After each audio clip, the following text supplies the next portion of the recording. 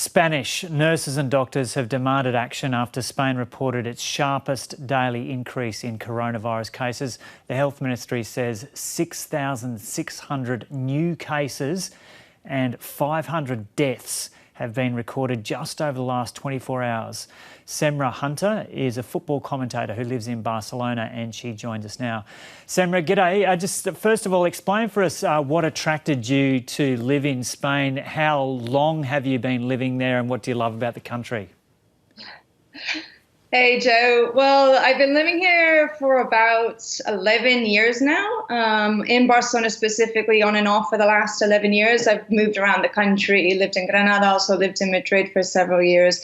But what initially drew me, I think, to Spain was when I was growing up. I'm from Los Angeles originally. When I was growing up, I was always really interested in Europe. I always wanted to live abroad, and my mom always made me learn Spanish because she felt that it was really important to know other languages other than just English.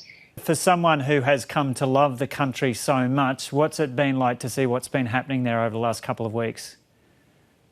It's been very surreal. It's one of those things that you just sort of never pictured ever happening, and you still take some time to really adjust to what is actually going on around you and the environment around you, because it seemed at the time like, okay, China, it's far away, probably not going to make its way over here in some time, but they kept warning you need to start taking precautions now because it will eventually make its way and spread across the world, and it did.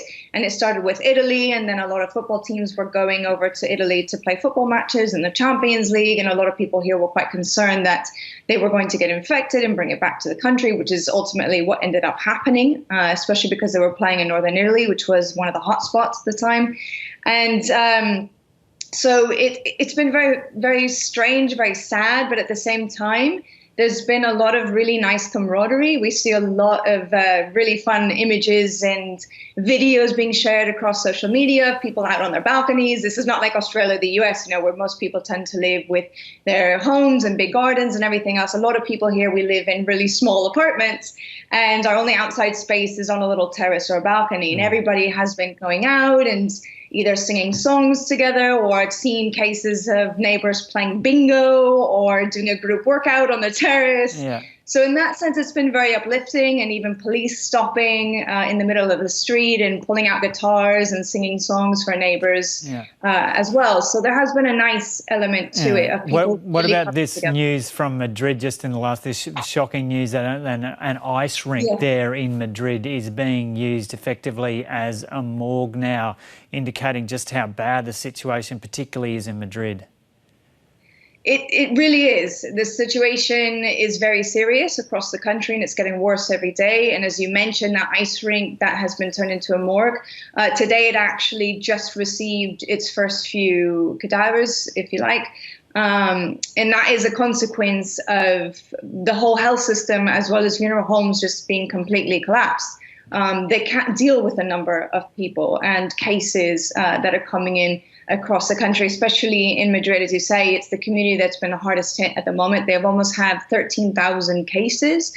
Catalonia is very quickly, unfortunately, catching up behind them. As in the last 10 minutes, I was just looking at the numbers, and they've shot up by 2,000.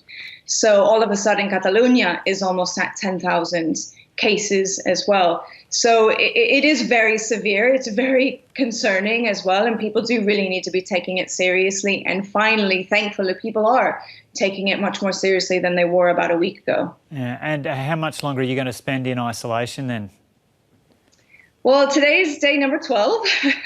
And they initially set the state of emergency on Friday, the 13th of March, and it came into full effect over the weekend and that following Monday. That was going to be 15 days. They've just said a couple of days ago that they're going to extend it by another 15 days. So at the very minimum, it's going to be a month. Yeah. But my gut tells me that it's probably going to be longer because we still haven't hit peak numbers yet. Okay, we've got to leave it there. But Semra Hunter, thanks so much for talking to us from Spain, and hopefully things improve there soon. You're very welcome. Thank you very much.